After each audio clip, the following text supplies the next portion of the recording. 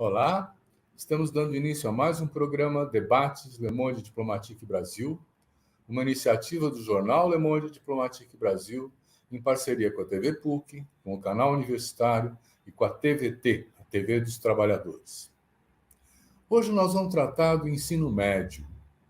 Está havendo toda uma discussão se o novo ensino médio deve ser revogado, o que tem de conteúdo que está sendo contestado, como é que os estudantes estão vendo isso, enfim, quer dizer, tem toda uma problemática que remonta a um longo tempo da história em que o ensino médio ficou relegado a uma iniciativa relativamente sem importância. No entanto, ele é básico para a formação dos nossos jovens. E para discutir as implicações do novo ensino médio e se ele deve continuar ou não como proposta, nós convidamos um especialista na área. Eu quero apresentar para vocês o Roberto Catelli. O Roberto é formado em História pela PUC de São Paulo, é mestre em História Econômica pela USP, doutor pela Faculdade de Educação da Universidade de São Paulo, é coordenador executivo adjunto da Ação Educativa, uma importante ONG que atua na área de educação, e tem experiência na área de educação, principalmente na EJA, Políticas Públicas de Educação, Avaliação Educacional e Ensino de História. Roberto, muito obrigado por ter atendido o nosso convite, está aqui para ajudar a esclarecer os nossos telespectadores de que polêmica é essa em torno da questão do ensino médio, que disputa está havendo, quem são os protagonistas, enfim. Eu quero começar perguntando a você se existe, como é que você vê isso? Porque esse novo ensino médio foi baixado por medida provisória pelo governo Michel Temer, né, em 2016. E nessa mesma época nós tivemos uma impressionante mobilização estudantil que ocupava escolas, são centenas, se não milhares de escolas que foram ocupadas, e aí se discutia também o currículo, o papel da escola, o futuro da juventude. Você percebe uma relação entre essa mobilização estudantil e a promulgação do novo ensino médio, ou não tem nada a ver uma coisa com a outra? Olá, eu gostaria primeiro de agradecer a oportunidade de estar aqui. Espero que possa contribuir aí com esse diálogo tão complexo, né? Porque, de fato, são muitos elos desse novelo que precisam ser aí, compreendidos, né? Então, esta pergunta é muito importante, né? Em 2016, a gente vinha já de 2015, né, com mobilização estudantil, quase não inédita, mas muito renovada, né, e muito intensa no Brasil naquele período, com acampamento nas escolas, ocupação das escolas, os estudantes criando pautas sobre que ensino médio queremos e o que não queremos, né, que acho que é bastante importante nesse momento, que a gente está vendo até ser resgatado um tanto dessas pautas que foram ali colocadas, né.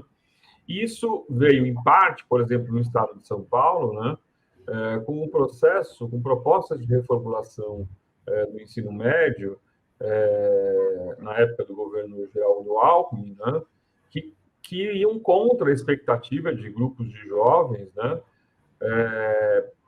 e sempre que vão numa direção muito forte do secretário de Educação, isso eu quero dizer que eu acho que tem uma conexão muito forte com o que está acontecendo agora, né, na lógica do barateamento da educação, vamos dizer assim. Ou, pelo menos, se não é barateamento, é aquela ideia de uma racionalização em que se quer fazer, supõe-se, né, fazer a mágica da educação, que é fazer muito gastando pouco, né? E aí existia, naquele momento, em São Paulo, por exemplo, a questão do fechamento de escolas, né, do agrupamento de escolas, uma tentativa de fato, ainda reduzir custos e racionalizar o sistema, mas que provocava também um desarranjo gigantesco na maneira como os alunos estavam organizados nas escolas, né? Mas o que me chama bastante atenção é exatamente esse desejo de conseguir gastar menos com a educação e também resolver problemas insolúveis com a educação, né? Por exemplo, a questão da falta de professores, que hoje é uma questão que está absolutamente presente nessa situação. nesse contexto, né? Já estava naquele momento e hoje ainda mais agudo e que tende a ser um problema ainda muito mais grave nos próximos anos. O desestímulo à carreira do professor, os milhares de professores estão se aposentando, enfim, e que isso já era um momento ali, uma questão. E aí, quando você pergunta a conexão entre uma coisa e outra, me parece que está nessa chave bastante da questão dos custos e do sistema educacional nos estados, né? Além da mobilização ter sido muito forte e exigir alguma resposta, né, governamental, vem, então, por medida provisória, de uma maneira muito atabalhoada, né, essa medida provisória que instaura o novo ensino médio, e quando depois, logo em seguida, né, é publicado esse texto, que vira lei no ano seguinte, é muito curioso ver como é um texto apressado, muito, muito complicado, porque ele sequer destina recurso para aquelas atividades, ele não diz como aquilo vai ser implementado, ele não é uma lei muito frágil também do ponto de vista de uma política pública que quer se constituir, mas não diz como minimamente ela vai se constituir. E por que eu acho que tem essa conexão e essa pressa, né? Sim, acho que é uma resposta aos movimentos também daquele período, né? Na medida em que, para os secretários de educação, que foram fortes apoiadores, né, foram fortes fiadores da reforma, e continuam sendo, né? Até recente, agora, nos últimos dias, existem notícias do CONSED, que é o Conselho aí do Secretário de Educação, ainda dizendo que acredita na reforma, que quer bancar essa reforma. E lá naquele momento se resolveu, teoricamente, um problema, né, que é a falta de professores. Quando você cria um novo ensino médio, que flexibiliza muitas coisas, retira a exigência dessa obrigatoriedade de disciplinas como história, geografia, ciências, onde existe falta de professores, e permite um ensino por itinerários formativos muito mal definidos, né? Até hoje, ninguém sabe exatamente no que é um itinerário formativo, ainda exige muita definição. E aí se abre essa porta, então, para uma contratação de profissionais que vão fazer um outro trabalho na escola, que não é mais aquele do professor. Não é aquele professor de geografia, de história, de ciências, etc. Abre-se a porta para que eu possa contratar qualquer profissional para, de repente, e até terceirizar, né, para realizar um itinerário formativo que a gente mal sabe o que é exatamente, que hoje é parte da crise. Então, só para concluir essa primeira pergunta, eu acho que a resposta era uma resposta muito bancada pelos secretários de educação, que queriam resolver a crise do sistema educacional com a falta de professores, poucos recursos, mas, de certa forma, barateando ainda mais, né, sucateando ainda mais o ensino médio, mas tirando do seu colo uma parte do problema que o atormentava, porque isso é um problema para todos os governos estaduais. O sistema educativo público é um peso para os governos estaduais, de certa forma. Roberto, tem havido umas críticas, inclusive uma carta aberta, assinada por um monte de associações, de professores, tal, que diz que existe uma preocupação de uma formação profissional pouco qualificada, uma expectativa da parte das empresas, que estão começando a se envolver também nesse projeto educacional do novo ensino médio, né? Lema e tal Unibanco e tudo mais, com uma concepção de educação muito instrumentalizada para o mercado. Como é que você vê isso? Bom, o novo ensino médio, né, é uma das suas grandes propagandas, a sua porta de entrada, de divulgação, aí era exatamente um tal de a ênfase na educação profissionalizante, da possibilidade, né, seria uma quinta área aí, né, que esse ensino de formação profissional estaria se criando. E aí os itinerários formativos também eles poderiam cumprir uma parte dessa vocação, digamos assim, para alguma formação profissional. Bom, é inevitável dizer que o jovem brasileiro, infelizmente, né, a partir dos 14 anos, e infelizmente, quando não antes ainda, ele busca trabalho. Né? O jovem brasileiro, a maioria dos jovens brasileiros, algumas pesquisas já de 10 anos atrás, falavam em 2/3 dos estudantes, né, do ensino médio ou estão trabalhando ou procuram emprego. Né? Então, infelizmente, é uma realidade do jovem brasileiro que ele não pode se manter somente como um estudante e a grande maioria dos jovens buscam, de fato, o trabalho. E pior, para muitos jovens, o trabalho ele está à frente da educação da escola, né? Ele acaba havendo uma inversão ainda, né? Se ele tiver que escolher entre o trabalho e a escola, muitas vezes ele escolhe o trabalho. Então, a gente é obrigado a lidar com essa realidade, né? Eu considero que o grande lugar do jovem nessa faixa etária seria fazer um bom ensino médio e não trabalhando, mas existe uma realidade de desigualdade social no país que impede que isso seja um fato, vamos dizer, um fato real que está em curso, né? E aí, bom, como é que isso também se coloca em termos de perspectiva de futuro para o jovem, né? Um dos argumentos muito terríveis da reforma, dito por alguns intelectuais eu não diria, mas entre os seus defensores, né? Alguns dizendo abertamente, né? Não tem lugar para todo mundo na universidade, nem todo mundo quer fazer universidade, é preciso buscar uma alternativa para as pessoas que querem se inserir mais rapidamente no mundo do trabalho, e quase se dizer assim, né? Que educação vamos oferecer para os mais pobres, né? E eu vejo que, nesse sentido, se buscou, né, criar algum tipo de possibilidade de apressar essa inserção profissional via ensino médio e, de certa forma, reduzir a sua possibilidade de pensar na universidade, né? Agora, o que está totalmente equivocado nesse discurso, primeiro, é que o ensino é um direito consagrado, a educação é um direito consagrado na educação, na Constituição. Isso vale tanto para a educação básica quanto vale para o ensino superior, né? É um direito do cidadão querer estar preparado para o ensino superior, e é uma obrigação da escola básica minimamente oferecer as condições para que essa pessoa, por exemplo, possa fazer uma prova do Enem, que hoje é um grande, vamos dizer, uma grande alavanca de ingresso do ensino médio.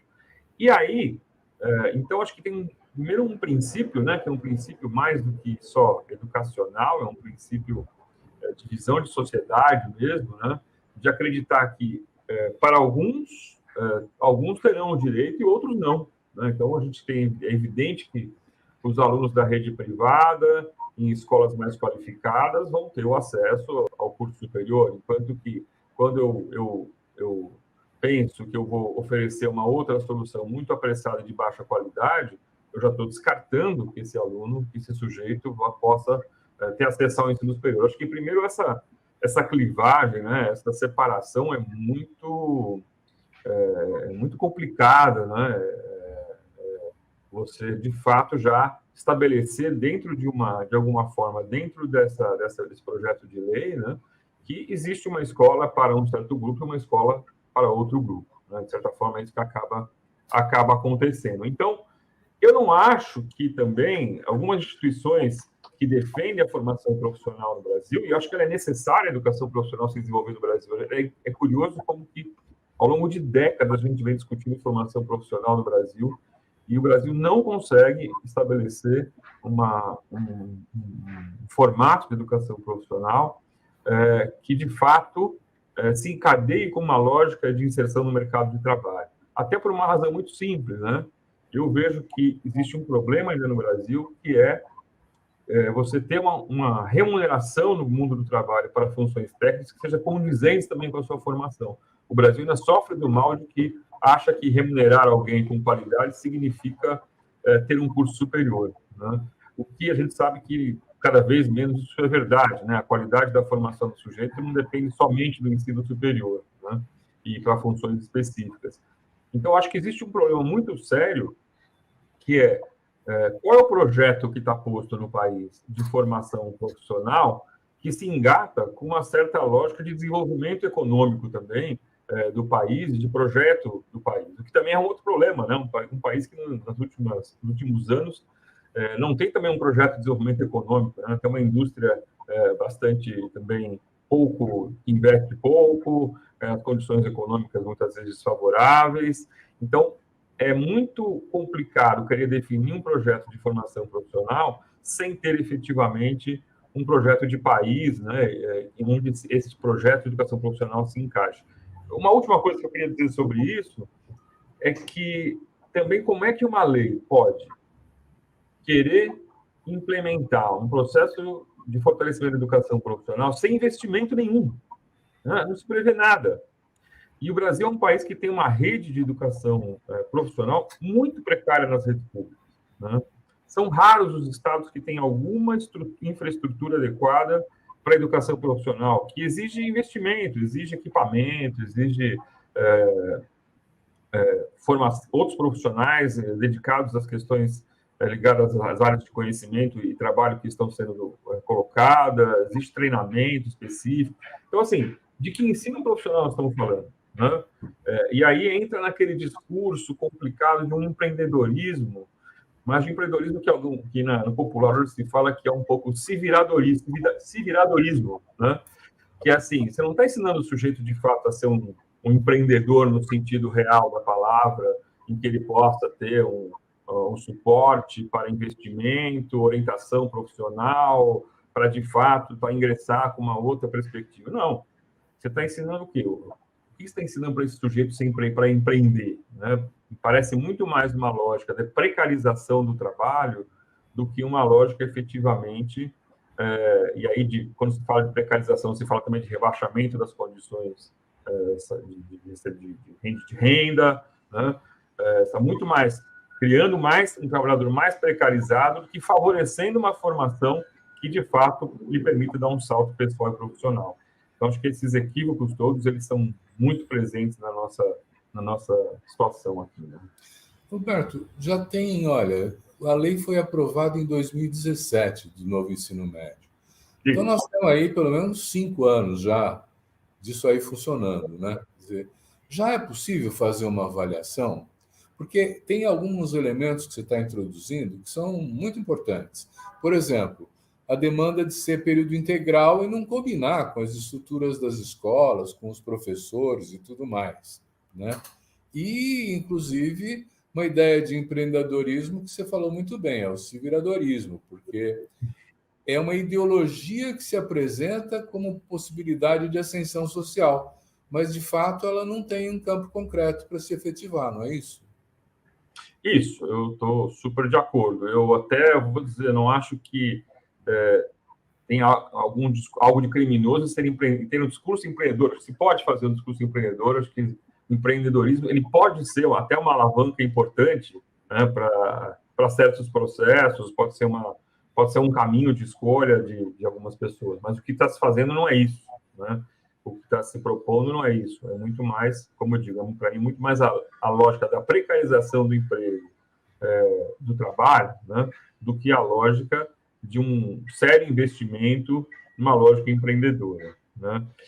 Então, e aí o que é muito mais grave é fazer isso sem investimento, né? Eu acho que isso é muito importante se dizer muitas vezes, que nós temos um projeto de ensino médio que foi aprovado às pressas, né, numa lei insuficiente, né, bastante equivocada em muitos aspectos, e que não previu recursos para isso.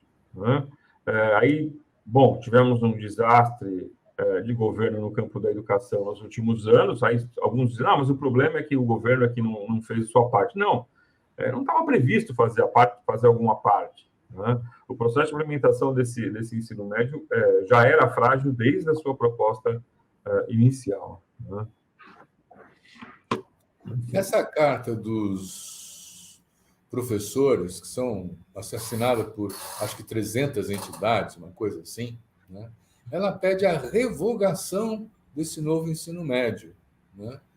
Quais são as razões para isso e o que ela propõe no lugar? Bom, sobre a revogação do ensino médio, né, acho que eu já até indiquei aqui alguns elementos sobre os possíveis porquês da revogação. Não é difícil defender a revogação, é difícil defender a permanência desse ensino médio, né? E aí as razões podem ser muitas, né? Uma delas deve-se primeiro colocar a própria questão de como foi elaborada essa lei, né? Uma lei que primeiro instituiu a medida provisória, que não especifica, né, como é que vai se implementar esse processo tão complexo que envolve 8 milhões de pessoas, né, de estudantes, milhares de professores, milhares de escolas, né, num país continental. Como é que você, de repente, institui da noite para o dia uma reforma, cria um processo de implementação sem investimento e, por exemplo, o itinerário formativo, né? Como é que você diz que isso vai, o que é isso exatamente, como isso vai funcionar, como é que vai ser a formação do professor para isso? Nada disso está minimamente especificado nessa lei. E, além disso, outras coisas que se coloca ali, né, como a própria flexibilização dos currículos, né, a redução de cargas horárias de disciplinas como história, geografia, ciências consagradas como conhecimentos escolares e o cidadão, né, que passam a ter cargas bastante reduzidas, a retirada praticamente da filosofia, do espanhol, e ainda a abertura para um ensino EAD, né, que é bastante discutível como isso poderia ser feito, ainda que em contextos muito específicos, em terras muito longínquas, isso possa ter sua validade, né? Agora, a primeira coisa que chama para o sentido da revogação é uma lei desse perfil, com esse porte, atingindo tantos brasileiros, que foi instituída por medida provisória, né, sem uma discussão mínima, né, com a sociedade, com os professores, com os estudantes, com as famílias, né? Como é que isso pode ser implementado dessa forma, né? Como é que você abre mão dessas disciplinas e cria itinerários formativos que nem sequer dizem exatamente a que vieram, que não se sabe muito do que é isso, para substituir aquilo que estava há tantas décadas posto, né? O que não quer dizer que o ensino médio não tivesse problemas, é importante dizer isso, acho que ele tinha muitos problemas, né? E isso vinha sendo discutido há muitos anos. Agora, é uma lei que não cria as condições efetivas para uma reforma e tem pontos muito discutíveis, como eu estava aqui colocando. Então, a carta que defende a reforma, e todos os defensores hoje, desculpa, a reforma não, a revogação, e os defensores da revogação, tem muito claro, né, que este ensino médio, da maneira como está aí, está gerando uma outra coisa que não é um novo ensino médio, mas é o caos na escola, né? A gente tem professores hoje desesperados com o fato de ter perdido parte da sua carga horária, das suas disciplinas para as quais ele foi formado, né? Tenho depoimentos de professores que contam que hoje estão ministrando, além das suas disciplinas, um professor de história, por exemplo, que teve sua carga horária reduzida, 7, 8, 10 itinerários formativos diferentes, com conteúdos diferentes, sem ter formação específica para isso. Então, a gente está criando muito mais um problema de saúde mental na escola, em relação a um modelo de precarização. Acho que é muito importante repetir isso também. Não é um modelo de inovação, é um modelo de precarização da escola. Isso que precisa ficar muito claro, né? Quem só está ganhando com isso hoje são as secretarias de educação que estão reduzindo, né, a necessidade de investimento no ensino médio, ou pelo menos reduzindo o problema de se sentir responsável por um professor que ele não tem na escola, né? E aí a solução faça uma coisa flexível, mas um flexível que, na verdade, nada mais é do que uma lógica de precarização, porque você reduziu a jornada obrigatória, né, de 2.400 horas, isso é uma coisa importante, para 1.800 horas, sendo o restante dedicado aos itinerários formativos, ou a parte flexível desse currículo, né? Mas que, na verdade, você fez isso assim, no apagar das luzes, sem um processo de transição, e sem sequer dizer o que isso significa e como é que ficam os professores que até hoje trabalharam de uma outra forma, né? Então, a revogação, nesse sentido, ela é necessária porque foi instituído, de fato, o caos na educação média brasileira. Nós hoje temos um grave problema a ser resolvido, que foi criado pela reforma e que não será resolvido da noite para o dia também, mas é preciso avançar nessa direção. Agora, a segunda parte da sua pergunta ainda é mais difícil de responder, porque assim, o que pôr no lugar, né? Porque toda revogação implica numa substituição, né? Você não vai revogar para simplesmente dizer, bom, agora cada um faça, se vire. Não, precisa ter uma política pública nacional de educação. E exatamente isso é uma dificuldade que está não só no Brasil, mas em muitos países, que é de dar o sentido do que qual a função, né, deste ensino médio no processo educacional brasileiro. Esta resposta não é fácil de se dar, né? Quem são os jovens hoje? Como é que é o processo de inserção no mundo do trabalho? Quais são as perspectivas para os próximos anos? O processo de ingresso no Enem. Tem as questões de desigualdade social no Brasil, porque também não basta você oferecer escola, é preciso oferecer condições para esse jovem estar na escola. Aí entra a questão da educação em tempo integral, ou educação integral, que pode ser um conceito muito interessante, muito importante para você ampliar a perspectiva educativa, mas que não pode ser simplesmente uma educação de tempo integral, né? Ou seja, você estende o horário da aula, porque isso não necessariamente resolve, né? E, além de tudo, como é que o jovem que estuda e trabalha vai fazer? Né? Se tem 2/3 dos brasileiros jovens que procuram trabalho, como é que você faz para ter uma educação em tempo integral e que ele possa não trabalhar? Tem que criar condições para isso. Né? Tem que criar uma bolsa, manutenção na escola, repensar a situação de trabalho desses jovens. Enfim, tem que criar pontes para que seja possível esse jovem estar dedicado a uma escola em tempo integral. Mas o fato é que eu acho que a grande questão que se abre para a nossa sociedade hoje, né, por isso eu acho que o discurso revoga, não revoga, para mim, às vezes ele é um pouco secundário, no sentido assim, claro, é preciso mudar, esta reforma não pode ficar aí. Mas revogar implica também na ideia de que a gente sabe o que vai pôr no lugar, né? Ou vai ter que construir esse o que vai pôr no lugar, né? E me parece que esse é o grande desafio que está colocando. Tá. Aí eu queria entrar. Mas eu queria pedir para você ficar mais no meio da telinha, que daqui a pouco você sai. Opa! Putz, vou andando aqui com a cadeira. Beleza. Não, é o seguinte, o Plano Nacional de Educação, ele vence o ano que vem. Exatamente. Né? E é uma excelente oportunidade para abrir um debate e dizer que educação nós vamos ter daqui para frente, não é isso? Agora, eu vejo uma aproximação cada vez maior dos institutos de educação empresariais junto ao ensino médio. Como é que você vê essa relação? É verdade. Tanto que na construção da BNCC, né, da Base Nacional Curricular Comum, a gente teve um movimento chamado Movimento pela Base, né, que foi um forte fiador da construção da BNCC, e esse movimento depois continuou presente, e continua até hoje presente, com uma capacidade de incidência política bastante importante, né? Agora, a gente tem que tomar cuidado, né, quando a gente coloca fundações empresariais, né? É a mesma coisa quando a gente fala assim, sobre o mercado, né? O mercado é um grande problema, o mercado é um grande... Mas quem é o mercado, né? Que nome tem esse mercado, né? Como se o mercado estivesse preocupado com a taxa de juros, enfim. Mas sem dizer muitas vezes que mercado é esse, né? Que tem nome, tem cor e tem diferenças também.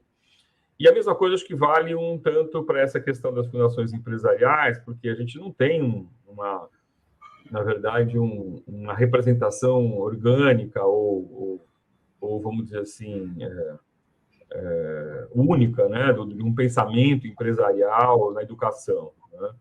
O que existe hoje é um conjunto de instituições que foram constituídas como fundações ao longo dos anos, né, e que têm desenvolvido propostas para a educação, algumas de maneira muito mais agressiva. Então, a gente tem, por exemplo, a Fundação Lehman, né, que tem um investimento elevado hoje, uma instituição em um perfil agressivo em relação a ela ter projetos como prefeituras, inclusive com pessoas, né, formadas pela Fundação, que passam a atuar como junto aos gestores públicos dos municípios, do Estado, na produção de materiais, de formação de gestores.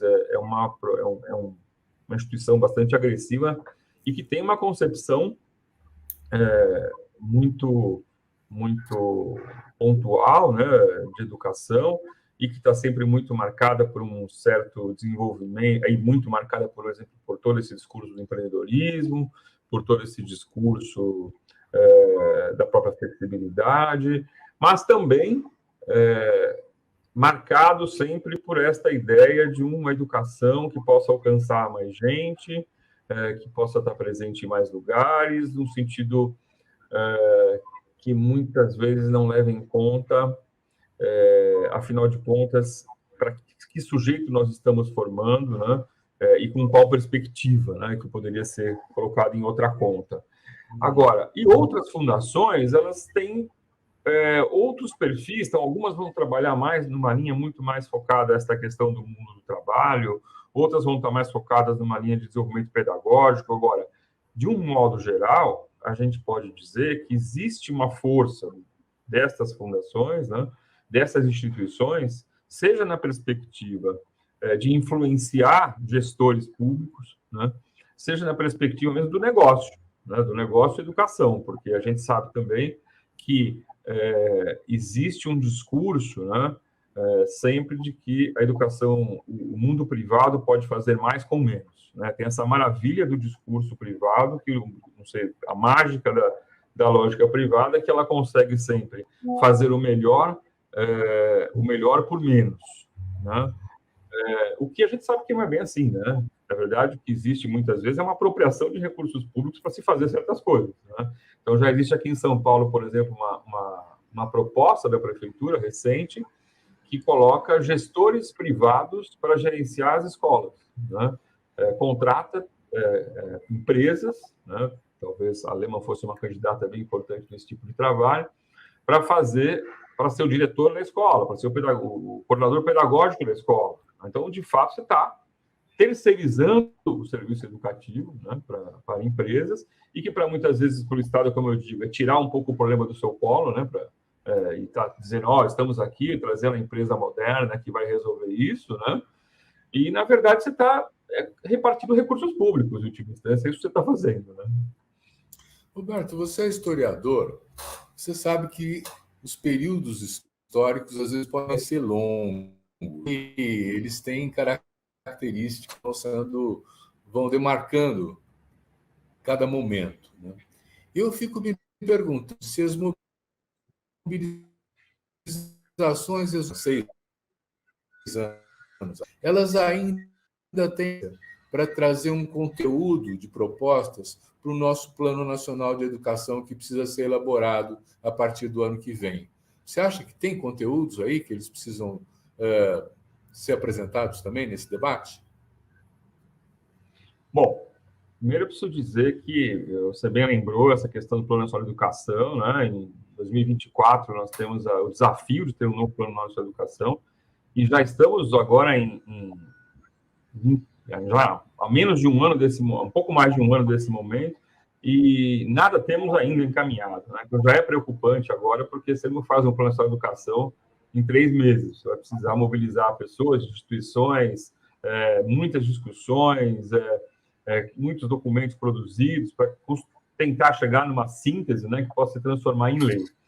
Então, já estamos com esse problema, que já estamos um pouco atrasados nesse processo, mas compreensível tamanha a disfunção em que as políticas públicas de educação entraram nos últimos anos, né?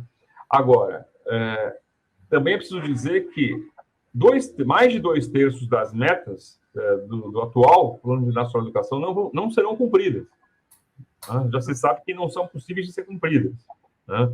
Então, nós temos aí nesse outro problema, que estabelecemos metas, mas não conseguimos monitorá-las, ou se monitoramos também, não fazemos o que tem que ser feito quando descobrimos que não estamos chegando na meta, né? Isso tem acontecido sistematicamente, quase visível, né, o que está acontecendo, mas a gente continua pensando em produzir novas legislações e não conseguimos depois monitorar ou cumpri-las. Acho que nós temos aí esse outro desafio muito grande. Eu acho que a discussão sobre o ensino médio, o debate sobre este novíssimo, né, ensino médio que precisamos constituir, digamos assim, ele passa um pouco por aí.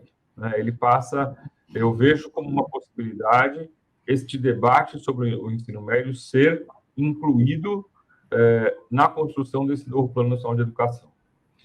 E que, neste meio do caminho, né, se pode, sim, né, fazer alterações, né, no que está posto hoje, para que já em 24 a gente comece a respirar um ensino médio que não é esse que está aí. Mas eu não vejo que seja possível a gente rapidamente também concluir um debate sobre o ensino médio, né, no tempo que nós estamos agora para chegar no próximo ano letivo, que é bastante curto já, para, de fato, ter um plano, uma política pública completa desenhada para o ensino médio no país.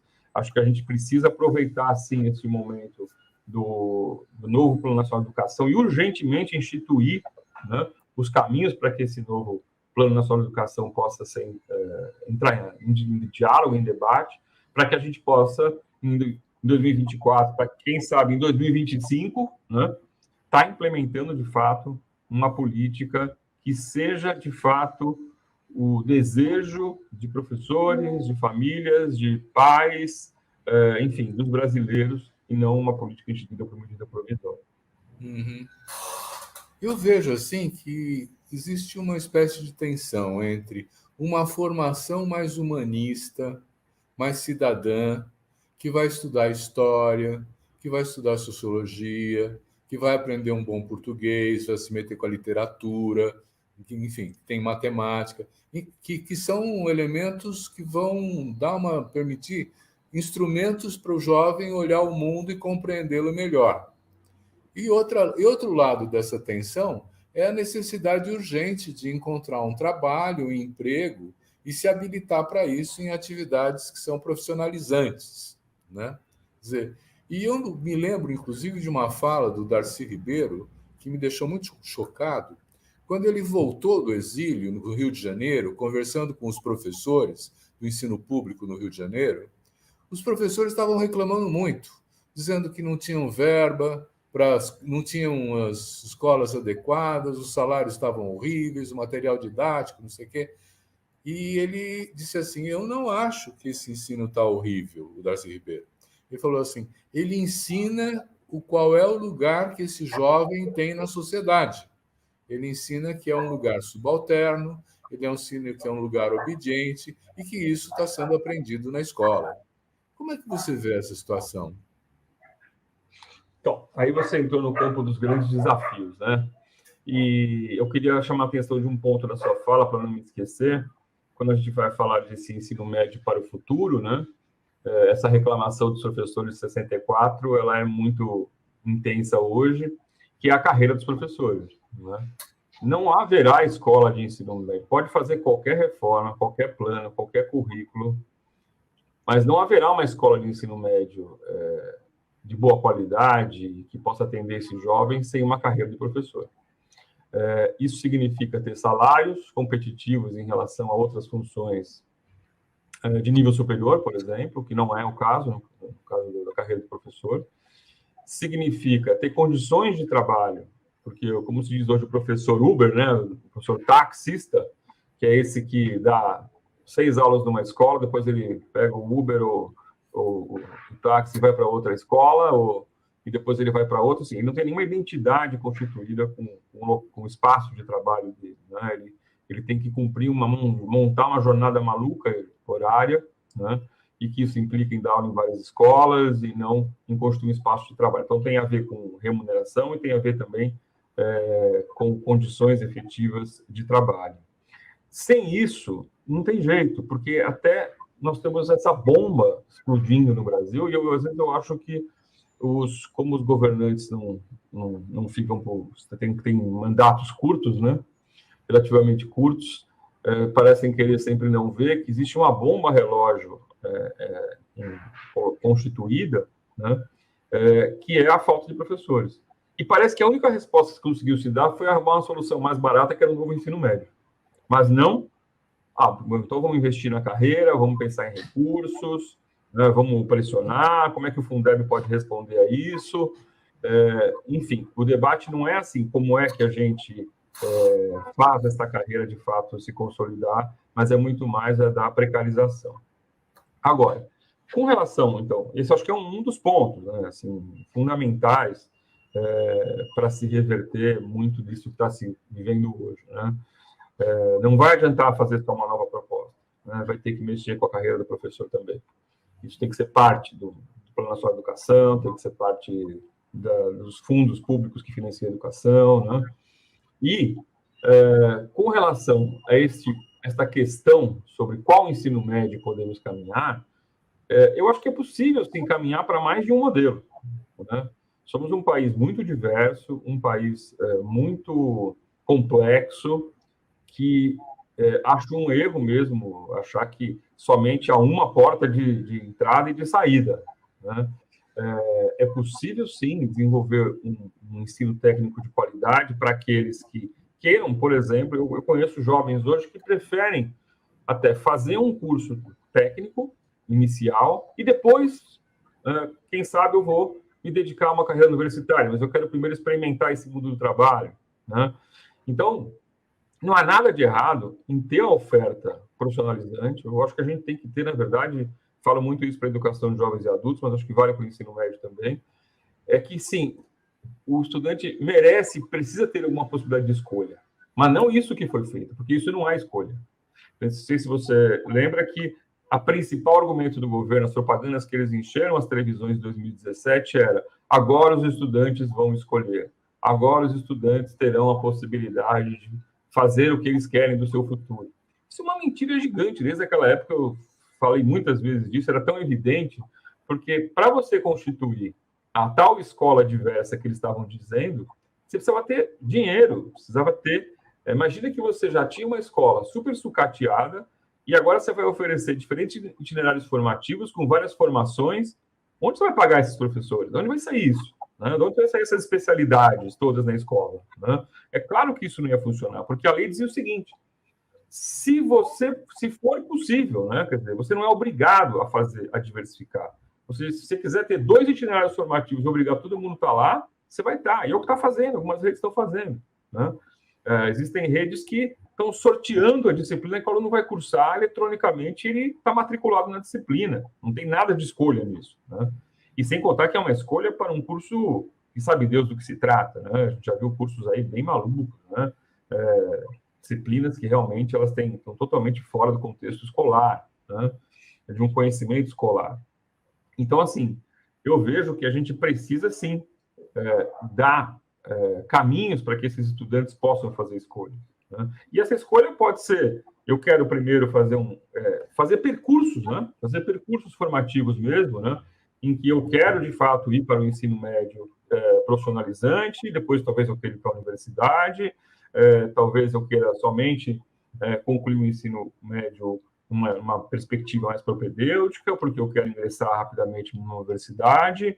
A formação para o trabalho, ela é uma formação importante, assim como é para a cidadania também, né? Acho que nós estamos vivendo um país em que a gente tem claro que a nossa educação para a cidadania é uma educação muito frágil, né? Muito frágil. Assim como a educação hoje para as mídias, né? Para ser capaz de enfrentar este mundo, né? Dominado por mídias muito complexas. Então, vejo que investir no ensino médio é investir na própria diversidade que a juventude traz, né? E é escutá-la também, criar possibilidades, mas é criar isso com uma qualidade de ensino, uma qualidade de estruturação das escolas que seja compatível com essa escolha, né? Roberto, você está falando de cursos à distância, nós estamos falando de uma infraestrutura de escolas que são precárias, muitas não têm internet, né? Eu fico me perguntando, qual é a responsabilidade dos governos de estado nessa questão, hein? Muito boa pergunta. Eu não acho que a gente tem que demonizar o ensino à distância, porque Em alguns contextos, ele pode ser bastante necessário, né? A gente tem escolas, por exemplo, ali no interior da Amazônia, que você precisa, de fato, de populações ribeirinhas, ou onde tem uma ausência muito grande de professores. Enfim, existem situações em que a escola à distância pode ser, de fato, necessária e pode ser até bem-vinda. Agora, não dá para dizer que isso possa se transformar numa política de grande alcance para a grande maioria dos jovens brasileiros. A pandemia provou muito bem, né, que os 2 anos de aula remota foram... Eu sou diretor de um curso de educação de jovens e adultos, e é muito claro, né, que isso não é só no meu caso, mas não há nenhuma escola que não hoje opere com esta ideia de que os prejuízos educativos, né, de um trabalho remoto durante um tempo estendido foram bastante efetivos, né? Claro, podemos argumentar também que havia uma improvisação, um grau de precariedade, é verdade. Mas a gente sabe também que nada substitui efetivamente, em alguns processos, né, a presença do professor em sala de aula, né, a presença do professor ali, vendo aquele aluno frente a frente, produzindo uma avaliação que não passa só pela prova, mas passa pelo diálogo com aqueles estudantes, e também com as interações que se produzem naquele espaço social. A escola não é só um lugar onde se aprende matemática, língua portuguesa. A escola é um espaço de construção da cidadania, né? E essa cidadania passa pela uma ruptura também com o mundo da família. A família, ela tem um lugar fortíssimo nos primeiros anos da formação desse jovem, mas há um momento que esse jovem passa a não ser mais só da família, passa a ser um sujeito social, um universo mais amplo. E a escola, você aprende não somente porque você está vendo uma tela, mas porque também você está em diálogo com os outros. Você está em interação com os outros, você está com os seus colegas, que às vezes são até ótimos parceiros de aprendizagem, né? Às vezes os colegas são melhores do que o professor para explicar algumas coisas, né? Porque está dentro do mesmo universo, né? Então, existe uma questão central, que é qual é o conjunto social que está envolvendo a escola, né?